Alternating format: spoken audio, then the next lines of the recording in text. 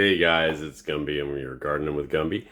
Today what I want to do is I'm going to show you when to fertilize your seed starts, and I'm also going to give you a little bit of update on the basil propagation I was doing. All right, so let's get started.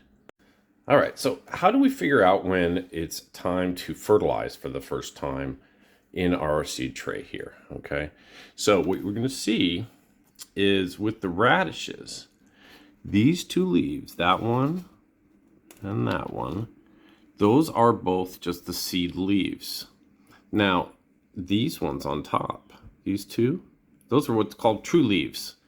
And once you start seeing true leaves, which I see on pretty much all of these guys, all these radishes, I'm going to fertilize.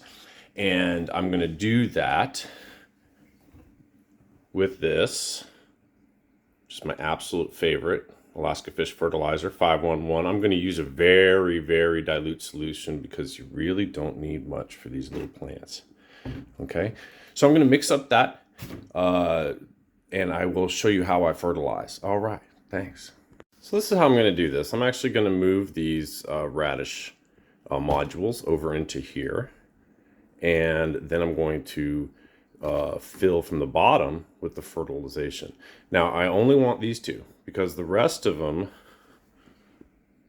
do not need fertilization, and I don't want to encourage algae growth or any mold growth here, which I'm already starting to see a little bit of. So I'm going to take these out, put those in there, and I'm actually going to throw a few more plants into this tray just to suck up some of that good fertilizer. Okay, so now I'm ready to fertilize. As you can see, I've put the two radishes in here, and I also have the basil, and I put the mint in there as well.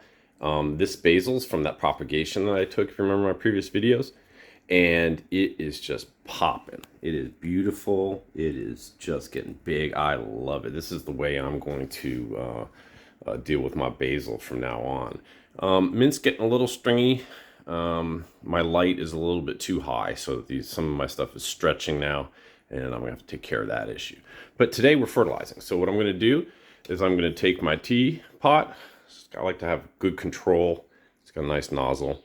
And I've already put the fertilizer at kind of a weak concentration into this entire quart. So I'm just gonna pour that in there, right in the bottom. There you go. Now, just so you know, I'm doing this when my wife's not home because this fish fertilizer smells like the worst low tide you've ever smelled. So make sure this gets cleaned up, used, etc., rinsed out, so that so your fish doesn't smell like the bottom of the ocean in a really bad way. All right, so what I'm going to do is, you can see that there's a water in there, right? I'm going to sit now for about 15-20 minutes and come back and see how much they've soaked up, and I'll talk a little bit more. Okay, my friends. So I've fertilized them. They've sat in there for about 15-20 minutes or so. Very, very low concentration fertilizer, just a little bit, because you just don't want to overdo it with these little baby plants.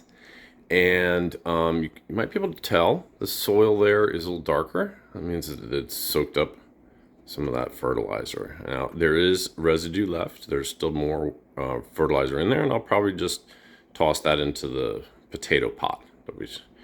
So first I'm going to move these guys over, and there you go. I mean, that's the way that you fertilize, and you would only need to do this every couple of weeks for seedlings. But these guys, I have a feeling, are going to start pushing roots down below my modules, and when they do that, I'm gonna have to transplant them, and I'm not even sure you're supposed to transplant radishes, so this is going to be an adventure. Basil and the mint got themselves some fertilization as well, so everyone's fed this morning, and we're all full and happy. All right.